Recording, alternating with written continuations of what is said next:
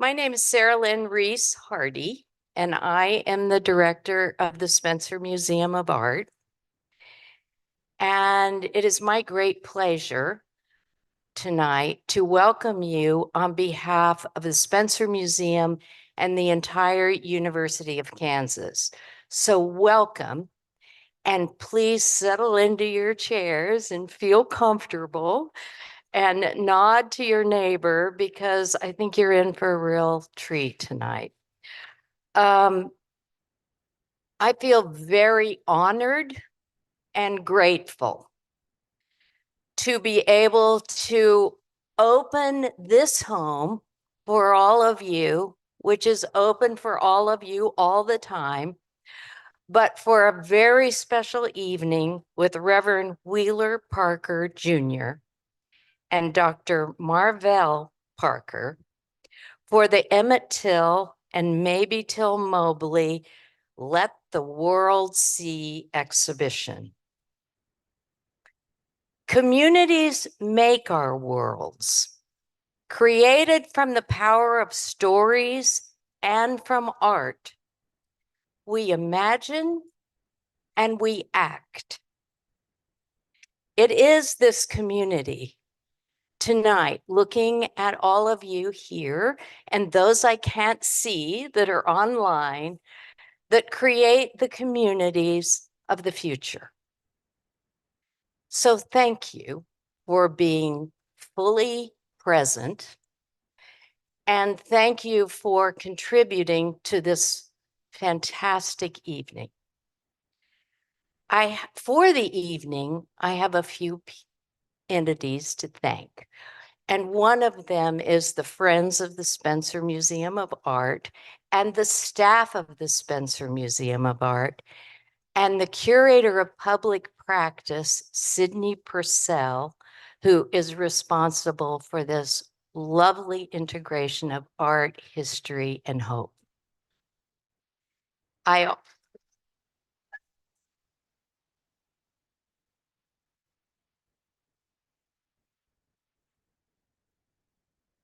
I have been warned by my team that I can't let you clap after everything I say. So you'll have more warnings down the road. But I must say that on behalf of KU, this would not have been possible without the Office of the Provost. So please just take that in. And then also KU's Department of Communication Studies. We also have the support of a law firm for tonight, Dwayne Morris LLC. So all of those entities have put together for us the evening that you have. So now I have the special pleasure of introducing, which is more an invitation, introducing Wendo Kimori, who I will leave it here, is an inspiring leader in our community. Wendo, will you take us away?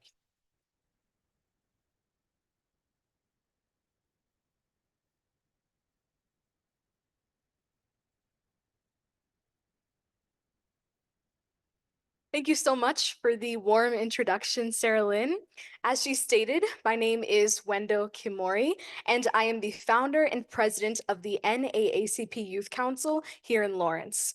I am honored to be your MC this evening. I had the opportunity to work with a team of community advisors to write captions and interpret pieces for this exhibit.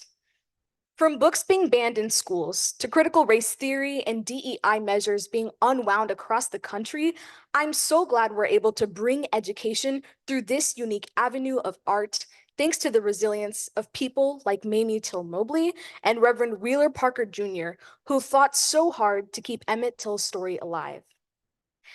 So next, I will be giving a lot of thank yous, so please hold your applause, but at the end, I will ask anyone who's a part of the organizations that are represented to stand or give a wave. The Indianapolis Children's Museum, the Emmett Till Interpretive Center, KU's Office of Diversity, Equity, Inclusion, and Belonging, KU's Department of African American Studies, the Hall Center for the Humanities, Humanities Kansas, and the advisory committees for One History, Two Versions, the people who I worked with, the NAACP Lawrence Branch and Youth Council, the Community Remembrance Project Coalition, Black Lawrence, Justice for Wyandotte. So next after me will be Dr. Carlos Hill, followed by Dr. Marvel Parker, and then the conversation with Reverend Wheeler Parker and Dr. Dave Tell. So I'll be introducing Carlos Hill. Dr. Carlos Hill is an author and community-engaged scholar who brings a historical perspective to difficult racial events that impact the Black experience and our culture today. Dr. Hill founded the Tulsa Race Massacre Oklahoma Teachers Summer Institute to teach the history of the 1921 race massacre to thousands of middle school and high school students. He's been featured on multiple national media outlets for his perspectives, including CNN, USA Today, and Time. I hope he adds me on LinkedIn after this. Today, he serves as our introductory speaker for this event. Please welcome Dr. Carlos Hill.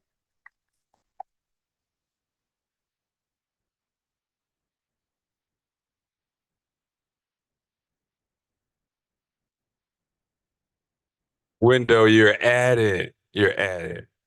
We're linked in now.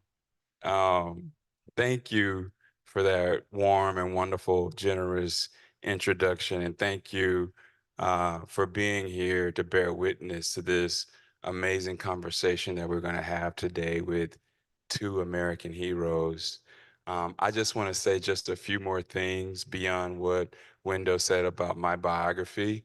I am a professor at the University of Oklahoma, proudly in the Clara Luper Department of African American Studies. Clara Luper was a civil rights icon, founded a youth chapter in Oklahoma City. So Window and I have a special relationship, but I'm a very proud faculty member in the Clara Luper Department of African American Studies. But the most important thing about what I do in that department is not necessarily teach Black studies. What I really try to do in the classes that I teach is teach students to care about Black studies, teach students to care ultimately about Black people, not just to know about them as if they were objects. We are objects. And so part of what my calling and mission is to bear witness and try to teach as I am bearing witness to a 400 years assault on Black people and Black bodies. I do that as a historian, a Black studies historian of lynching and racial violence. And that has taken me far to Tulsa and to so many other communities to try to bear witness to the atrocities that Black people experienced and resisted. But of all the work that I have done and the work that's most meaningful to me, I would say is the work that I do in Tulsa and the work that I have done in relationship to my dear brother. And I say my dear brother because we are from the same place. My dear brother, Emmett Till, is the most sacred work that I do because those are communities in which I am a part of and I try to bear witness to. I try to get people not just to know about them, but to care about them. And in caring about them, they get activated to do something about the ways in which the histories connected to those past show up in the present. And in getting activated about that, they can do some reconciliation, some repair work, and maybe do some healing history rather than see history as something that is divisive. And so I say all this to say that the most profound work that I do and have done has been to bear witness to the injustice that happened to a 14-year-old African-American young man, beautiful young man in 1955, in August of 1955 in Money, Mississippi. And tonight, we have two American heroes with us who have enabled us to know not only the story of Emmett Till, but also the witness and the work of Mamie Till.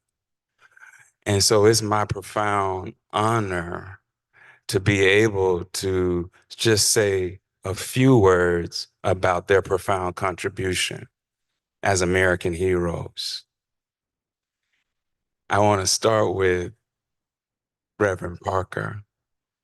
Reverend Parker was there the night that our dearest brother Emmett Till was taken. And since that kidnapping and brutal murder, Wheeler Parker, now Reverend Parker, since 1955, has been telling the truth about what happened that night in the interest of getting justice for Emmett Till, for Bobo, since 1955. And not only has he profoundly helped us to understand what happened, he's helped us to understand Emmett Till's deep humanity as a 14-year-old through his stories. But not just as stories told as his best friend and confidant who knew him best most. He has helped us to not only to understand the truth of what happened and the injustice of what has happened afterwards, but his deep humanity. And for that, we should profoundly thank him. And I profoundly thank you for what you have done to tell the truth about an injustice that has roiled in America. And we've had very few truth tellers. But we've had you, and we've had Mamie, and we thank you, Reverend Parker. Thank you profoundly. I want to thank you, Dr. Marvell Parker, for what you have done to uphold the legacy of Mamie Till Mobley. I want to thank you for making sure we are reminded of Mamie Till's courage in 1955, when it was common, because lynchings were so beautiful, so beautiful, so brutal, to turn away from them, and especially the photographs that depicted them. Lynchings were strange fruits. Billie Holiday referred to lynchings as strange fruit because they were so common, as if they were pears or apples. In the Jim Crow South, Black bodies swinging from trees were as common as apples, oranges swinging from trees as well. And so that reality, that brutality of Black life forced us to put away images such as Emmett Till's brutalized face, but Mamie Till, in her courage, said, no, I will let the world see what they did to my son in the interest of justice, in the interest of a justice we have not seen. And Dr. Parker has reminded of us of that. And Dr. Parker has activated not just her community, but the nation around remembering that through her institute. And so we must profoundly thank her for all she has done to carry the work of Mamie Till since she has passed and make sure, and this is the most important part here, that Emmett Till is not just a perfect symbol of Black death, but he's a symbol of hope. He's a symbol of reconciliation. He's a symbol of possibility because that's who he was as a person. And we're going to honor that in the present if we're going to honor him. And so I thank you profoundly for keeping the torch of Mamie Till's vision for how we should remember him, how we should commemorate him, how we should celebrate him. Thank you profoundly. All the work that you have done and all the work that I know you are going to do to make sure we remember. And remembering is resistance, even in the absence of justice.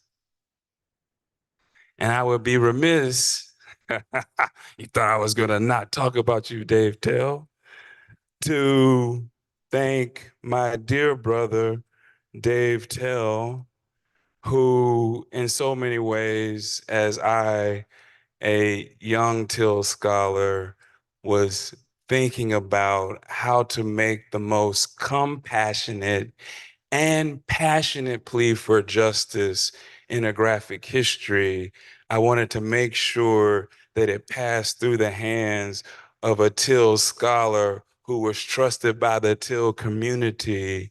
And I could think of no other person. I had my advisor, Christopher Benson, but I wanted to make sure that I reached out to Dave Tell because of the community engaged work that he has done, not just a few years, but many years to lift up these legacies that I've been talking about.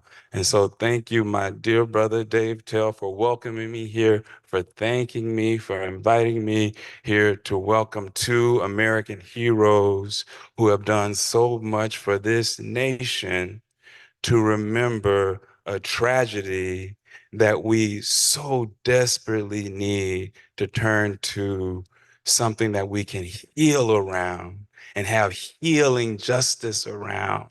And I think the work that you will hear about tonight in more detail from Dr. Parker, from from Reverend Wheeler Parker, and my dear brother will help you to understand the urgency need of the now. And so with that, I'm going to pause, but most profoundly, thank you.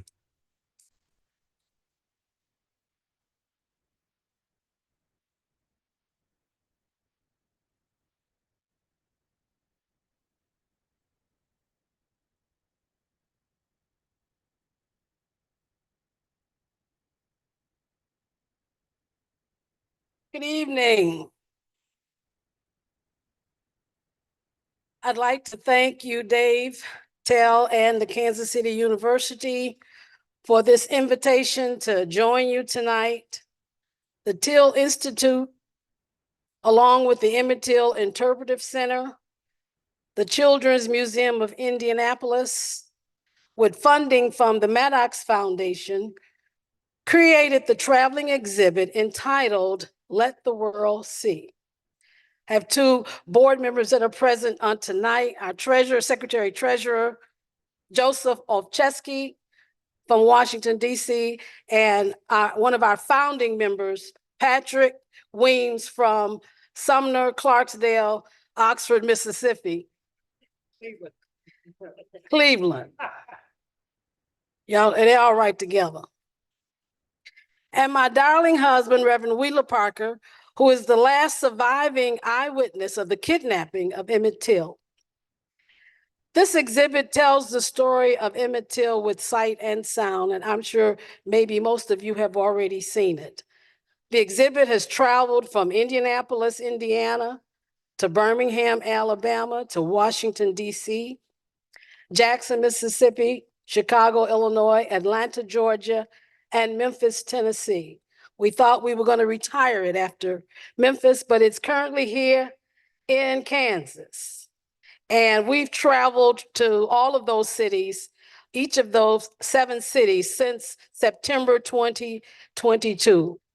But this is our first journey west of the Mississippi River. In 2021, my husband, Wheeler Parker, and I, along with Patrick Weems and Joseph Olczewski and other family members and loyal friends, we created the Emmett Till and Mamie Till Mobley Institute, a not-for-profit that's committed to honor and preserve the legacy of Emmett Till and Mamie Till Mobley. Through collaboration with Professor David Till, y'all know him, and the Kansas University, an app was created, and this app will allow you to view all the sites related to the Emmett Till story. It brings you to our little hometown summit where Emmett was born, the site of his childhood home, and his home in Chicago. It'll show you Robert's Temple Church of God in Christ, take you to Burrock Cemetery, where Emmett is buried and where his mother is entombed. The Mississippi sites related to this story take you to the Sumner Courthouse, to Bryant's grocery store, and to Gray Ball Landing, where his body was retrieved. With a $700,000 grant from the Chad Zuckerberg Initiative, we partnered with the Face in History and ourselves, which is located in Boston, Massachusetts, to create a curriculum entitled The Emmett Till Story. And this curriculum tells the true story of Emmett Till. It targets grades 6 to 12. It has been launched in several schools in Jackson, Mississippi, and in Chicago. And just recently, I received a call that it's going to be incorporated into a Black History initiative at a magnet school in Chicago in February. The curriculum is free, and you can download it from the website of the Till Institute or from the Facing History website. And hopefully in the future, it will be in schools across the country.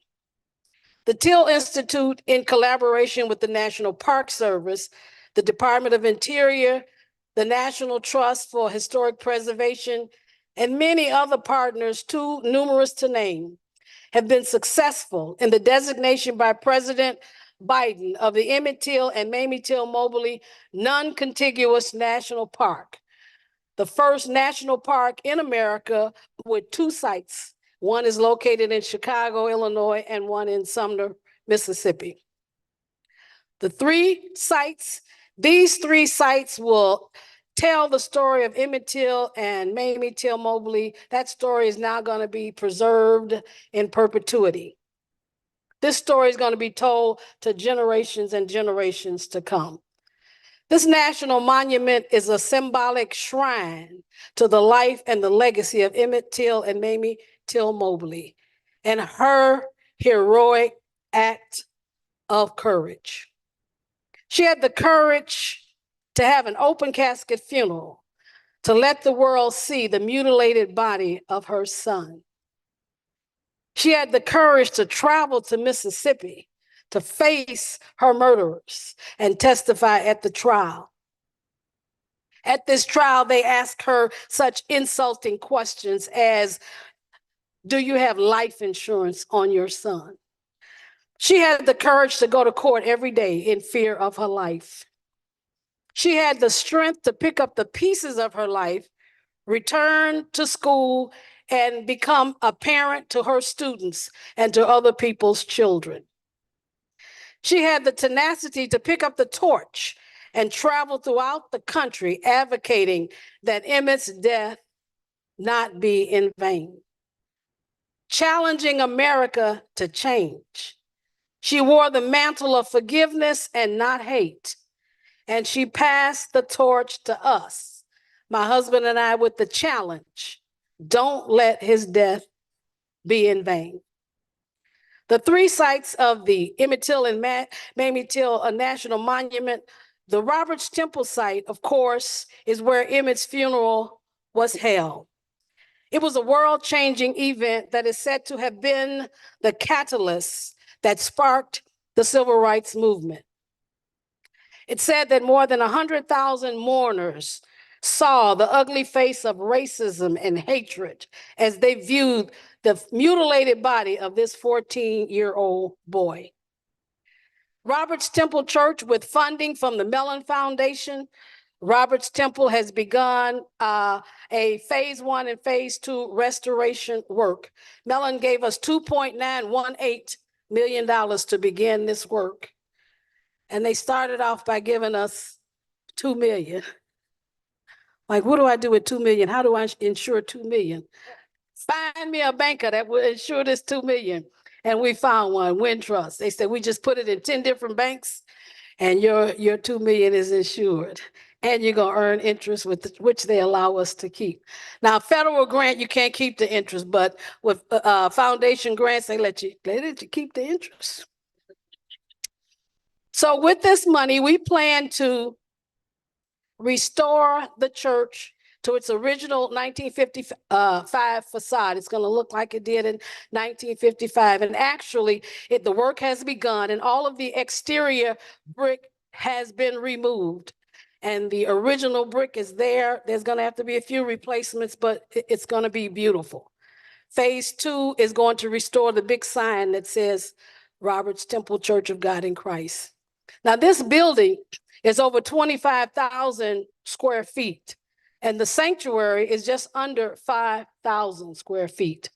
So our goal is to dedicate another 5,000 square feet of space for private usage for the church, because they do have an active congregation. The church will have meeting rooms, conference rooms, offices, a dining room, and of course, a full service kitchen, because we got to have that fried chicken after Sunday service, don't we? But with the remaining 15,000 square feet of space, it's going to be for public use. Phase 3, we envision the creation of 2 mini theaters that will feature documentaries that we're trying to get funding for, highlighting the history of the Church of God in Christ and the life of Emmett Till and Mamie Till Mobley. His life, his death, the trial, and the activism of Mamie Till Mobley will be part of our second documentary, which will be primarily based on the memoirs of Reverend Wheeler Parker, A Few Days Full of Trouble. We envision for public uses a full-service cafeteria for the busloads of tourists that already come to the church without it even being a national monument. Last year, we were in Florida and we got a call saying we have 2 busloads of students from London, England. Can you make arrangements for them to get a tour of the church? So it's already a historical site. We envision a full-service cafeteria. We want a coffee shop, a gift shop, community rooms, exhibit space. We hope to have the Let the World See exhibit permanently at Roberts Temple also. We plan to have office space to lease to the National Park Service so that they can have staff on site. For phase 4, we'd like to acquire the vacant land that is south of the church. And for phase 5, we'd like to build a welcome center and create additional parking. Got a lot of work to do. Got a lot of trees to shake and bushes to shake, looking for funding, but God is going to do it for us because our goal is unselfish. The Emmett Till and Mamie Till Institute, we're stewards of the Roberts Temple National Monument, and that language is in the president's proclamation that he signed on July 25th, 2023. Our goal is to restore the church to its 1955 facade. The goal of the Till Institute is the pursuit of truth. The goal of the Till Institute is promoting social justice, community activism, and telling the story. Our goal is to challenge the conscience of young people to pursue change, to fight against injustices, and to be change makers that will seek to justice so that it will roll down like a mighty stream. The Gray Ball Landing, which is in Mississippi, is the site where Emmett's body was retrieved. It should have never surfaced. They put a cotton gin, 75-pound cotton gin around his neck tied with barbed wire. His body should have never surfaced. But even though his murderers snuffed the life out of him, his purpose on earth had not been completed. And like Jonah, after 3 days, the river gave him up for the world to see. Preacher's wife, too, and the preacher's wife. His story had just begun. The Sumner Courthouse is the site of the unveiling of racism and injustice. The face of Jim Crow was displayed for the world to see. This story is going to be told to future generations. Our goal is that the monument provides the unveiling of hatred, racism, and injustice that exist in America, and will challenge visitors to these 3 sites to become agents of change. We're working diligently to commemorate and honor the legacy of Emmett Till and Mamie Till Mobley through positive activism, promoting cultural awareness, education, and dedication of memorials. You know, we're often asked, and my husband is often asked, what does justice mean to you? Profound question. But my answer is justice is fragmented. It's a fragmented word in a fragmented society and who has a fragmented system of implementing it. Our goal has never been to seek justice. Our goal is to be agents of change and challenge others to become the same. We endeavor to work while it is day, because the night cometh when no man can work. Thank you. At this time, I will introduce my husband. Pastor Wheeler Parker Jr., he's the pastor of the Argo Temple Church of God in Christ, the church that Emmett Till's grandmother, Alma Spearman, started in her home. The pursuit of justice in the lynching and brutal murder of his best friend and cousin on August 28, 1955, has been the central focal point of his mission and ministry for many years. In his quest for accountability, he has participated in the 2004 FBI investigation of Emmett's murder and the 2017 reopening of the case. And along with the late activist Alvin Sykes, he participated in the development of congressional legislation that established a cold case unit at the Department of Justice that allows the Department of Justice to reopen unsolved civil rights era murders. This legislation was named the Emmett Till Unsolved Civil Rights Crime Act, and it was signed into law by President George W. Bush and reauthorized in perpetuity by President Barack Obama. In March 2022, President Biden signed into law the Emmett Till anti-lynching law after 100 years of Congress attempting to make lynching a crime. He participated in the drafting the bill that was passed by the Senate and the House in December 2022 that awards the Congressional Gold Medal posthumously to Emmett Till and Mamie Till Mobley. This medal has yet to be presented to Reverend Parker. On July 25th, 2023, Reverend Parker introduced President Joe Biden at the ceremony of the signing of the proclamation that established the Emmett Till and Mamie Till Mobley National Monument. What an honor. What an honor. He was introduced by the Vice President, Kamala Harris, and he introduced the president. And he walked out on stage like he was Nelson Mandela. As a public lecturer, Pastor Parker has presented in a variety of forums, including elementary schools, middle schools, high schools, and universities. And we have a ministry in Belize, Central America. At the present, he's building a church in Belize, Central America. He has led historical tours for social activists throughout the Mississippi Delta in connection with the Mississippi Center for Justice and Delta State University. In 2017, he co-sponsored a reenactment of the 1955 trial by a multiracial high school student group who traveled from West Virginia to deliver a dramatic presentation of the murder trial transcript in the restored Tallahatchie County Courthouse. His journey to justice has included a relentless advocacy for truth, as he has been deeply disappointed by the many erroneous news, books, and documentary reports that have been produced surrounding Emmett's case. Wheeler's memoir, A Few Days Full of Trouble, was released by Random House January 10th, 2023. He has carried his commitments as a truth bearer with a message of love, forgiveness, and reconciliation.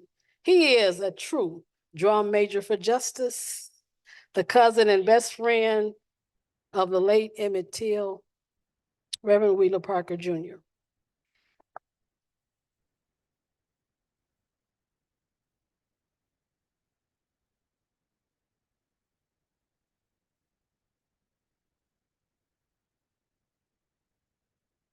I'm almost finished.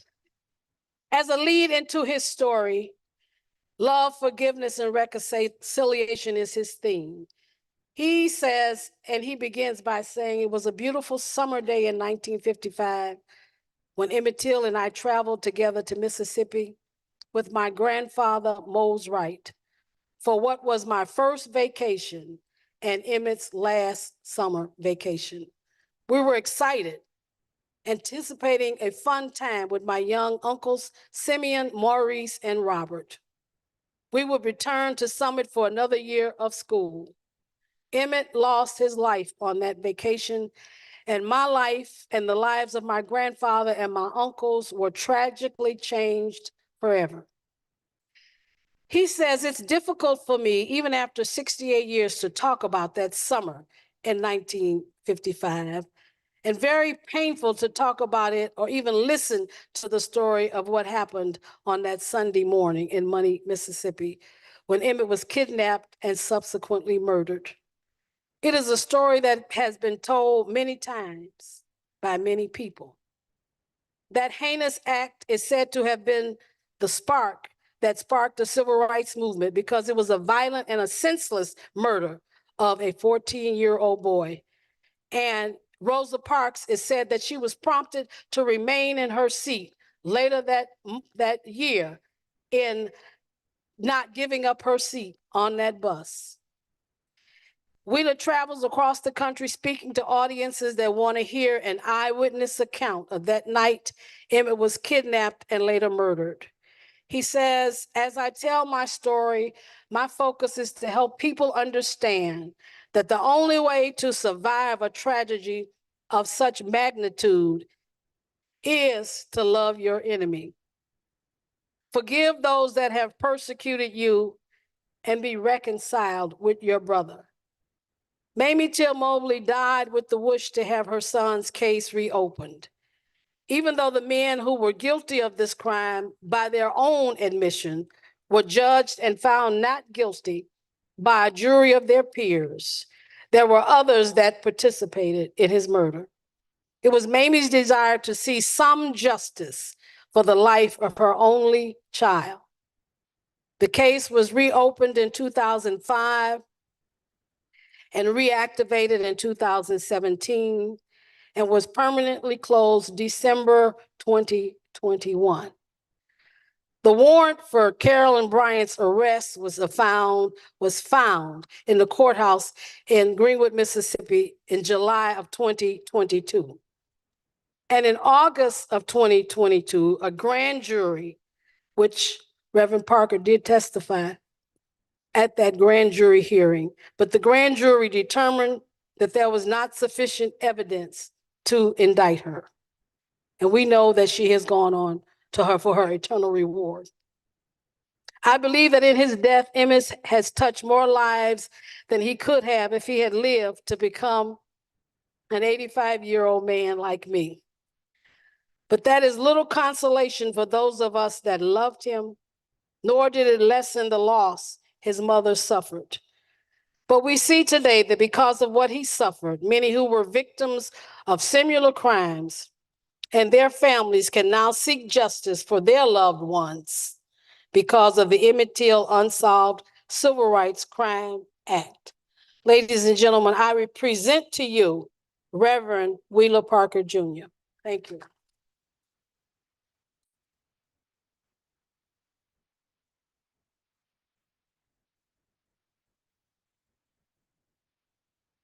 Amazing, amazing. Come.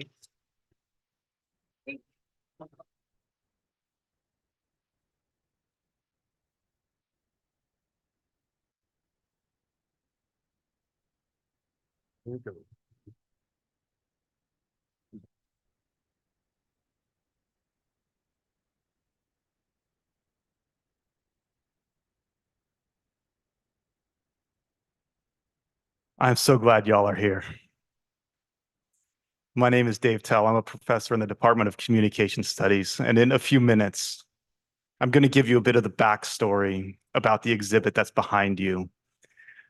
But we're not going to start there because tonight is about more than an exhibit. Tonight is about the Reverend Wheeler Parker Jr. and what he's done for all of us. So with zero further introduction, we're going to give it right to him. Reverend Parker, would you start? You were the childhood best friend of Emmett. You were the next door neighbor of Emmett Till. Would you give us a snapshot of his personality as a boy? Thank you very much, and thank you for coming out. And I think this group, Lawrence, Kansas, need to be commended. You say, why? Because to have this kind of exhibit and this story to come to your area shows that you are progressive. Most of America say, let's stop telling the stories, or we're doing good, why talk about it? But I think you need to give yourself an applause for having this exhibit to come here.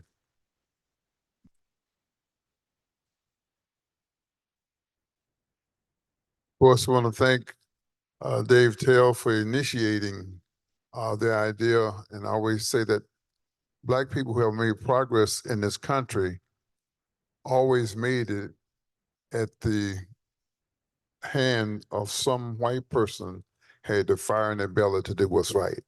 We've come this far because someone stood up, from the prosecutor all the way through the abolitionists, and those people make a difference. You make the difference. And so we want to thank you for what you've done, and thank you for coming out. And we're going to talk about Emmett. There's so much we can say. Of course, I call him Bobo. So much could be said. But we do these things not for animosity, ill will, or hate, but we're here to talk about history. Is it okay to talk about history? Yeah, that's good. That makes a difference when you look at it like this. Some say don't tell the history. Really, we haven't told the history. Every Black family has a story to tell that's just unbelievable. If you didn't live in the South during that time, you had no idea what it was like. You could be killed for reckless eyeball, absolutely nothing being done about it. There's so many hangings that we still don't talk about. Even now, people in the South, we don't tell our story. So our young children that we have, they say, racism is the same. So no, we come a long way. 69 years ago, I was 16 years old. Things have changed drastically since 1955 to now for me, from my perspective, and I can appreciate it. Sometimes I try to tell young Blacks about the change and what we went through, but they know nothing about our history because we don't tell it. The Jews are warned and coerced not to tell that story about the Holocaust. You can go so far after a while they're saying the Holocaust didn't happen at all. You got to tell the story. We got to feel free to tell it without animosity, without ill will or hate. I want everybody to get a chance to listen to Emmett Till's reconciliation speech. Powerful reconciliation speech that we both feel the same way because we're very religious people and we're Christians. And Christians in Christianity, they tell us to love your neighbors, all right? It tells us to love our neighbors, so that the churches has felt us tremendously. But again, I'm thankful for being here, and I remember that I had this experience at 16 years old, and now I'm 85. I was trying to die a few months ago, and I couldn't die. I heard a voice say, I come not to destroy, but that you may have life in that more abundantly. So I'm back to want to live, and I told Dale I feel like Tony the Tiger today. When you get my age, you can't call together to take what's given to you that day. Some of y'all know what I'm talking about. I won't ask for an amen on that, but anyway, I'm glad to be alive, and I'm coming back. The doctor said he's going to get me 16 more years. Well, I said this body can't stand 16 more years, so I need a little more patching up. But anyway, I would like to get to be 90 though. So whatever I can get, that's okay with me. When you get my age, you had a good life, you had a good run. I'm the happiest man in the world, and been the president of it for a long time, because the stuff I use, you can't lose it, man. So anyway, Emmett Till and I moved to Illinois, and I was part of the Great Migration. About 5 million of us went north, and we were coming so fast, we scared the people up north, but we were coming in droves, and I moved next door to Emmett Till. Emmett Till, my mother and my grandmother, Emmett Till's grandmother, my grandmother, sisters, and this is 1947, January the 1st. In 1955, my grandfather came to Illinois to bury one of his parishioners that had expired in Chicago.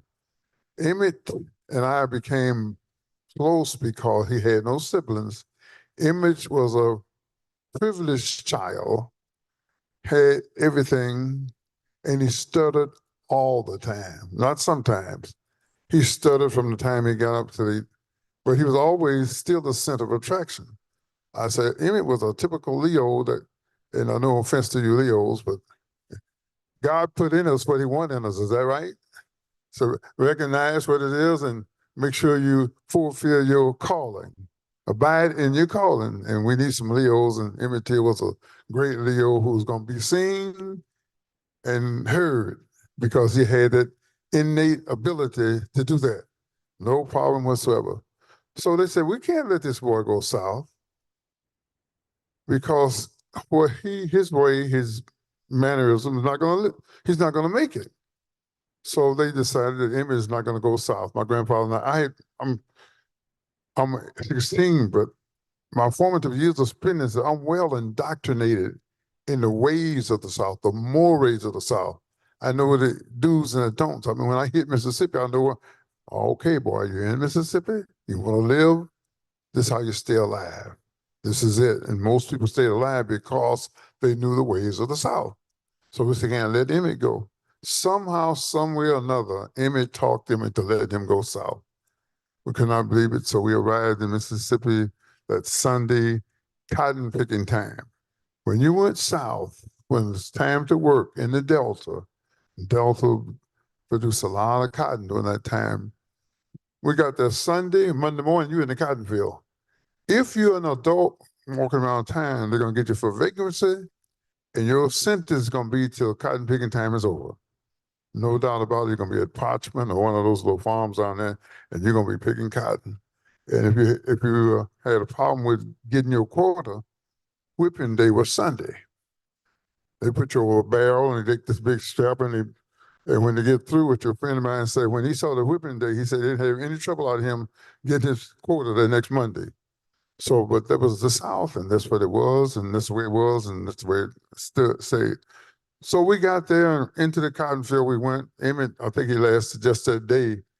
I was okay because when I was 6 years old, I could pick 100 pounds of cotton. And they would brag on you. So you're going to make somebody a good husband one day. They make you work yourself to death, trying to please these people. So we tried to outwork the next guy. I went to Illinois and everybody said who could do the less work. So it was a different attitude altogether. So they would do, my daddy said if he didn't work hard, he'd get sick. Any more people down south like that, tell them to come on up. You come that day, you going to work. So that's where it was. So we were there, and of course, we got the Sunday, Monday, Tuesday, Wednesday, we went to the store. And so many stories have been told about what happened at the store. It was 30 years before I was interviewed on Eyewitness News. My uncle's was Eyewitness News. 30 years before. I read the other day, the FBI, former FBI brought me a note from the person that wrote the Look magazine article, the worst article I've ever read in my life. I'm 16. I said, how can this man portray Emmett the way he's portraying him? It's like they're trying to justify what the killers did to him. So I read an article the other day. This guy said he met with me. I have no knowledge of it. He talked with me. It wasn't a formal investigation. And that when he got through talking to me, he gave me $1. It's so insulting, so embarrassing, but it's unbelievable what what was said and how people just believed it, lock, stock, and barrel. I'm going to have to talk to the FBI. I think he kind of believed it too. But anyway, nothing of such happened, as far as I'm concerned. But anyway, get back to Emmett.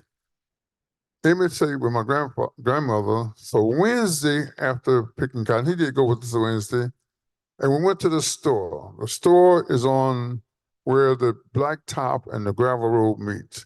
In the South, you have the blacktop, the gravel road, and the dirt road. When you get back to the dirt road, you're back in the woods, you're back in the country. So we went 3 miles to the store, and at the store is a small town, and it's so small that I passed through the other day, looking to my left, I said, I think I just passed through town. That's how small the town is. Miami, Mississippi. So we went to the store, and when we went into the store, there's a counter about 4 feet deep, and everything's on the wall. So whatever you want, you ask them, they bring it to you. So I purchased my things, and while I'm there, Emmett comes in. I said, my heart said, boom. I knew Emmett. I know he liked to talk. I know he's a prankster. I said, I hope he got his yes, sirs, no, sirs, yes, ma'am. I hope he got that together today, because if we don't have it together in 1955, you can be in trouble real quick, real quick. So I left him in there shortly. Emmett is 14, I'm 16. My Uncle Simeon, who's 12, came in to be with him. Nothing happened while either of us was in there. But remember, we were interviewed 30 years later. No one asked us what happened. But the people who wrote the stories, that gave validity as far as they were concerned. The Look magazine article. Then anybody ever see The Eyes on the Prize? If you saw that, The Eyes on the Prize, that's my cousin telling the story, was not there at all. And first impressions are lasting. You can't change that, because The Eyes on the Prize went viral throughout America, and the black fellas telling it, but it was not there at all. So when we saw him telling the story on TV, she said, what is he talking about? He wasn't there. So I talked to Emmett's mother later. She said he apologized, saying that he was saying what he had heard.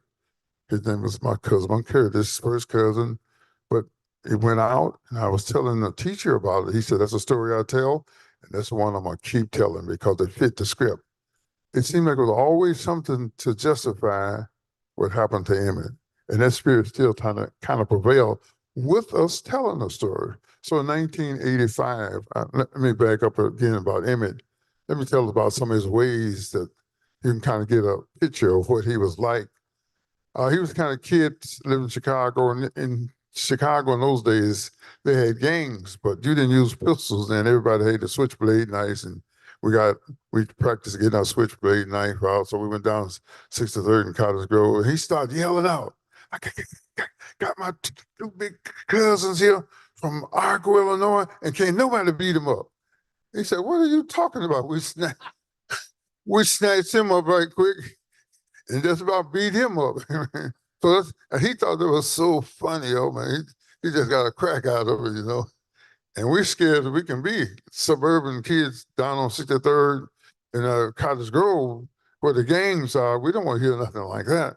So those kind of things he would do, and he would pay people to tell him jokes. It's a kid in our town now. His name is T. Jones. The reason T. Jones, because the guy told us a joke about O.T. Jones 60-something years ago. So when he said, hey, O.T. Jones, and he'd pay him to tell jokes because he loved jokes. And he came to our school, and he had left Argo and went to Chicago. By the time he got back, they let him play in the championship game. He'd lose the game. He hit the ball, and he run so slow, he got thrown out. So we were mad with him that day. But he always thought it was funny, you know. He was a privileged kid and there's other stories I could tell because everybody knew him. The center of attraction stuttered all the time, but he's gonna be the center of attraction because he grabbed you, make sure he got your attention, shaking you while he's talking to you.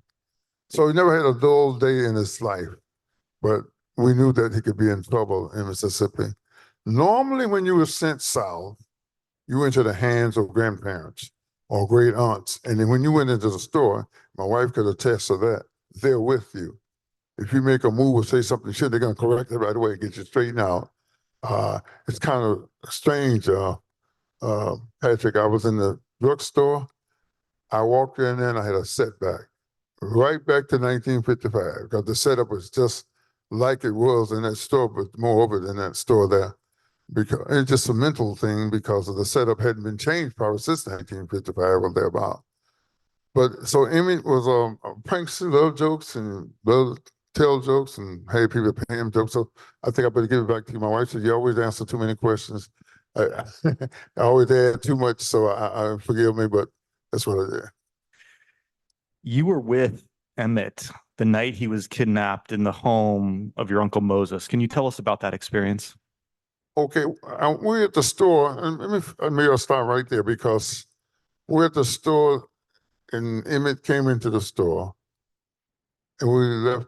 I left him in there, and Simeon came with him. And after that, we went outside. Nothing happened.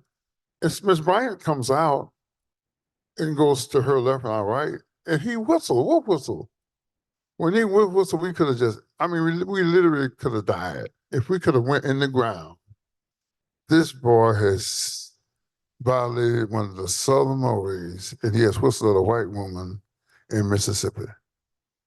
We knew that people got killed for reckless eyeball. That's for looking at a white woman. Nobody said, let's go. We just all made a beeline for the car. Now, Emmett startled. What's wrong? You whistle. What's wrong with you? Have you lost your mind? So we jump in the car and we head down the gravel road. Dust dark now. There's a car behind us following us, and dust is flying everywhere. And they said, they're after us, and they're after us. But they went out after my uncle, sped up, put the side in the car, went right on by us.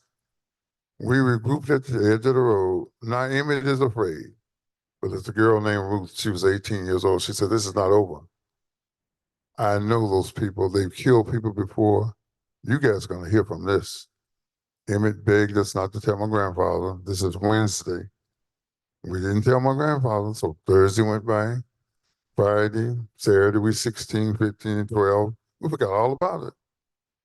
On Saturday in the South, people come from all the little small hamlets and towns to the largest city, which at that time was Greenwood, Mississippi.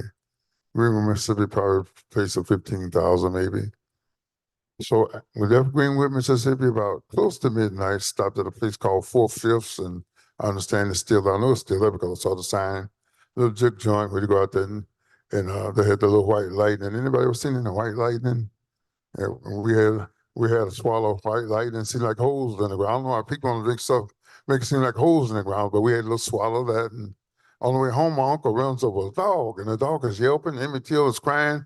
You ran him, you killed the dog, you killed the dog. So we got home about 12 o'clock. About 2:30 in the morning, I'll never forget. I heard them talking outside. They said, you got two boys here from Chicago. We want to talk to the one that did the talking, not the whistling. I said, God, we were very religious. And when death is imminent, you think about every wrong thing you've ever done. I said, God, I'm getting ready to die, and my relationship with you is not right. 16-year-old shaking like a leaf on a tree. I said, these people are going to kill us tonight. And y'all excuse them kind of having a big flashback, put myself right there, and sometimes it kind of take me over a little bit, but I'm okay. I'm okay. But sometimes I just had that little flashback. I said, I'm getting ready to die, and they're going to kill me. I said, God, you got just let me live till I get right with you. Because we're going to die. And as dark as a thousand midnights, I don't know if any of y'all have ever been in the country when the moon doesn't shine. Anybody ever experienced that? When the moon doesn't shine, you can't see your hand before your face. It's one of those kind of nights. A friend of mine says, mother said, be home before the sun go down. And one of those nights happened, he had to crawl all the way home, feeling the path because she can't see. So I hear him coming my way and I'm bucking my eyes, no lights on in the house, and enter my room with a pistol in one hand, a flashlight in the other. And I'm literally shaking like a leaf on a tree. I closed my eyes to be shot. And nothing happened right away. So I opened my eyes and they were passing by me on the right side. And they went to the next room. Emmett wasn't there. And they found him in the third room. I don't know what they would ask him. I think they told him to put his shoes on. He wanted to put his socks on. It was pure hell. The atmosphere was of such that you could cut it. And they left with him. And that's the last time we saw him alive. That when they took off with him, I wasn't going anywhere. I probably got everybody in the house killed because I knew what was going to happen. He had no idea who he was dealing with, where he was, or what was going to happen to him. But he went peacefully without fighting, without any resistance. He just went right on with him. And that's the last time we saw him alive. And of course, we didn't do anything. And for 30 years, that's what I suffered. Why didn't you do something? That's why we didn't talk about it. That's why we didn't want to talk about it. America said he got what he deserved. Black folks said, my grandfather wouldn't let that happen. Little boy said, I'd have got behind the door of the broom. So we didn't talk about it because I'm going to be criticized and ostracized for not doing anything. So I lived with that for 30 years. So now, but we're not, it's hard for me to believe the interest in the change that has come about. But it shows that we made a lot of progress. We've come a long way. So let's keep on going forward and not backwards. After that night, as you all know, the body of Emmett Till went north on the train, came off the station in Chicago. And Emmett's mother, Miss Mamie Till Mobley, said famously, "Let the world see what they've done to my boy." Can you tell us a little bit about Mamie Till Mobley and her vision? At the time, we didn't think much about it. I think more about it now. And I look at that picture, her standing over that casket. And I said, she told us to let the world see, but she got her eyes closed. And I just relived the moment of her and that mental anguish that she suffered. She just let it all hung out, but she bared it all, and that's probably the least she thought she could do. And then people see what happened to her son. It's amazing. She went to the courthouse and she thought she could be killed in the courthouse. I said, how can you feel that way in America? But that's the way it was. And if something was done to her, nothing was going to happen. My grandfather, he went home in one night and could slept in the cemetery. And men was around his house all night. They said that men were around your house all night. That's when he decided, I can't live in Mississippi anymore. But you had to have lived and experienced to really understand and know what it was like. I have a couple more questions for Reverend Parker, but I'm going to pause real quick just to give you a quick backstory about the exhibit that's behind you. There's really just one thing you need to know, and that's that if you start on the night of the murder in August of 1955, you have to count 49 years and 11 months before the state of Mississippi dropped a single dollar on the commemoration of Emmett Till. And for a group of 18 citizens living in Tallahatchie County, that's the county in the northwest corner of the state where the trial happened, for 18 citizens, 50 years of silence was intolerable. And so they organized and they fundraised and they used $12,000 of Morgan Freeman's money to do something that had never been done before. They started telling the Till story on the landscape where it happened. They started putting up signs. And as many of you know, vandalism quickly followed. It followed in a lot of places, but it happened nowhere with more frequency than the site on the edge of the Tallahatchie River where Till's body was pulled out. The first sign that was erected there was stolen and never recovered. The second sign that they put there was filled with 317 bullet holes and is now on view at the Smithsonian's National Museum of American history, with much thanks to the work of Dr. and Reverend Parker. The third sign was dedicated in the summer of 2018. It lasted 35 days before it too was filled with bullet holes. And you can see that third sign in the exhibit behind you. The fourth sign is, to my knowledge, the only bulletproof roadside marker in all of America. Yeah, that's right.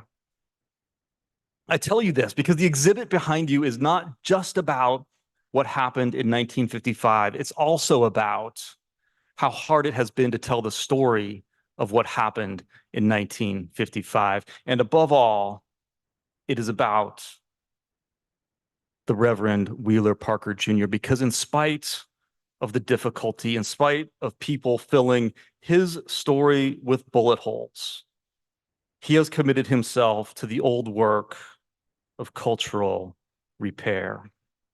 He has not ignored the bullet holes, and nor has he shot back. Rather, he draws our attention to them in order to mend what has been rent. The sign is broken and it is damaged, and afterwards I hope you'll see it with your own eyes. But alongside of his wife of 57 years, he has used the broken sign to heal all of us. Can y'all say thank you to Reverend?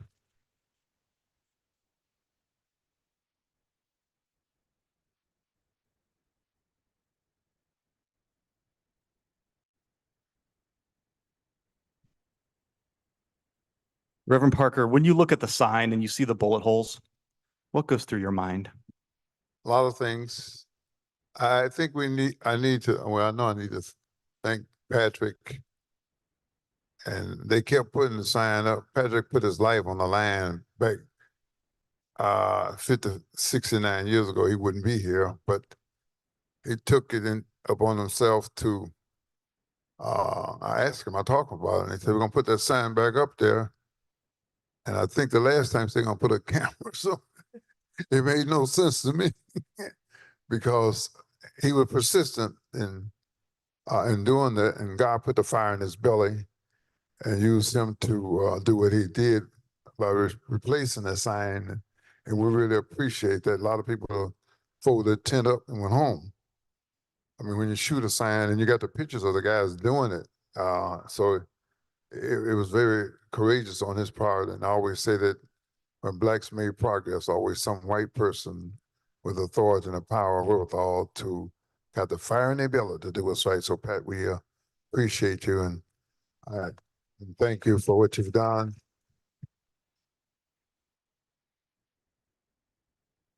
It had to be a courageous, just like Mr. Smith, who decided to be the prosecutor. You could see the fear in his eyes, but back in 1955, he had to have police protection and got all kind of nasty letters. And I met his sons, but he said, I got to stand up. I got to do what's right. It's people like that that make a difference, and we appreciate you all that came aboard. And like I said, to even be here, you have to be here in Lawrence, Kansas. This is progressive. This has been progress. A lot of people said this, don't talk about it, come a long way. But to see that sign, a picture's worth 1,000 words. I am a photographer. It speaks volumes, but at the same time, people stood up. Emmett Till said people stood up that never stood up before. And by keep putting the sign up, we had less and less resistance. Now we are where we are with it because now the President of America has made it a national monument on same level as Yellowstone National Park. I say that to let you know how big it is.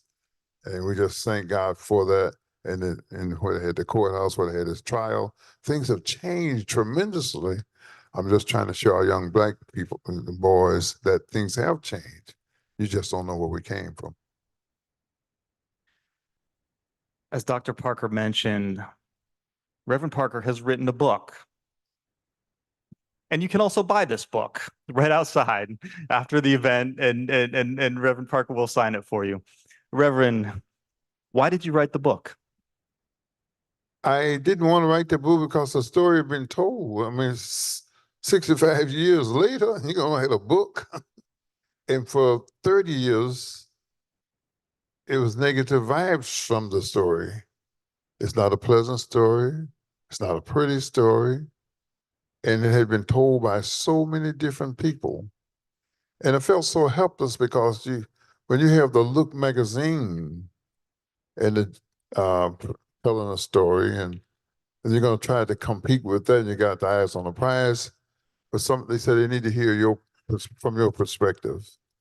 And so my cousin Sheila, she's the first Black African-American female combat pilot out of Afghanistan. Every time I'd see her, she said, "You got to write that book." I'm going to write it. And she would not let up. I mean, she was relentless. I used to hate to see her coming and hate to talk to her. And she just overbearing. And she's still overbearing. I mean, she just one of those kind of take charge kind of women. You know how some of you women can be now. My wife said Black women got issues. But anyway, she kept insisting. And I started writing it. My wife was trying to interpret my writing. They got me a computer. I think I could talk into it. I said, "This is not gonna work." So I started scribbling, writing, and I kind of got into it. I, told the story. I did the best I could, not being a writer and what's important. So I wrote it, and her and Chris Benson, who helped me to write it, they helped me to get it where it was, and we appreciate that very much. Mm-hmm. I have one more question for you. Can you tell us what this exhibit means to you? The exhibit is powerful. They talked about doing the exhibit, and I couldn't, a children's museum. I said, you can't tell a story of this nature at the level for children. I mean, I just couldn't see it happening. And behold, they put it to a level, and it's nothing like watching people work in the capacity that they have been endowed to work. And they did a great job, and it tells a story. And I feel that it helps bring about a change, and it helps the truth. Now, Emmett was not the first person to suffer those kind of atrocities, but it's like an idea whose time had come, and because of his story, and we're still telling it. 69 years later, that's a long time. That's a lifetime, and we're still telling it. And by the Indianapolis Children's Museum doing this, it means much to me, and it keeps the story alive. And we want to use the phrase, lest thou forget. We don't want to forget. We want to keep telling it and be encouraged to stand up when you have the opportunity. How do you want history to see you?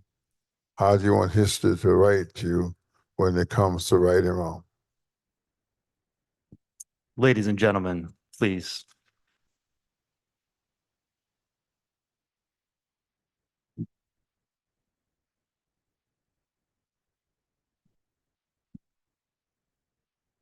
Thank you all. Thank you.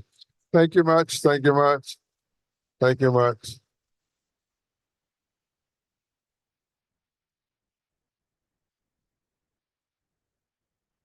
You may be seated. Have a seat, amen. Thank you for coming. Thank you for coming. And be sure you get a copy of Emmett Till's reconciliation speech. We can't, she says on YouTube, she says like those people don't exist. You can't carry a hate. Sometimes I say, what if we wake up in the morning and say, I hate my mama, I hate my dad, I just hate everything around the house. Hallelujah, praise the animation. I hate.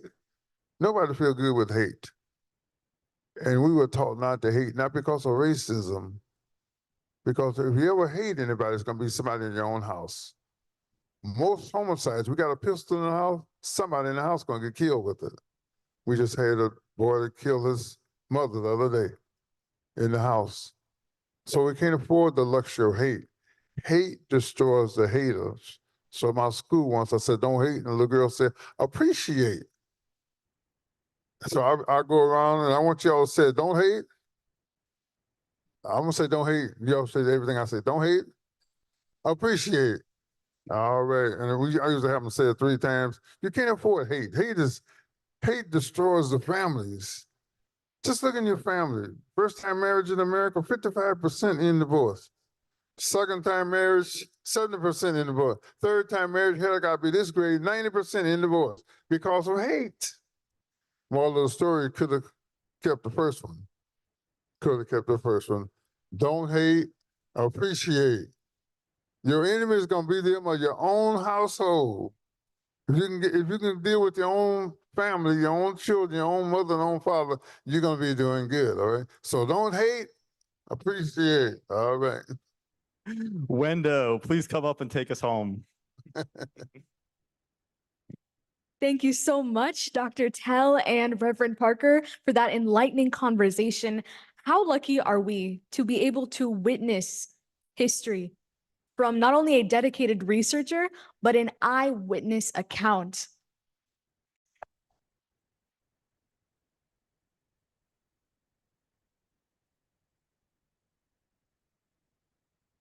I believe the first round, when I listed out all of our community partners and everyone we thanked, we didn't give you all the round of applause. So to anyone whose name might be up on that wall who helped with interpreting the pieces, would you please give a wave or stand up? I see you in the back, Tonda Hill, and I see everyone else. Yes.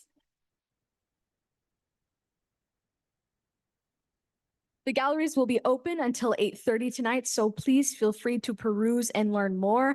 I'm extremely grateful and I'm honored to have been able to be your MC this evening and to honestly be able to learn history again from an eyewitness account. And I remember one of the first projects we did as the youth council was visit elementary schools and read books to the children, educating them on various civil rights leaders and even telling them about the story of Emmett Till. So this is a very, very full circle moment. And I hope that everyone who's visited will be able to, again, share this with someone. This has been live streamed, so please feel free to share the link and be able to tell people, hey, I was able to learn about history today. And the only way that we will be able to correct the past wrongdoings and hope for change in the future is to continue this education and take action.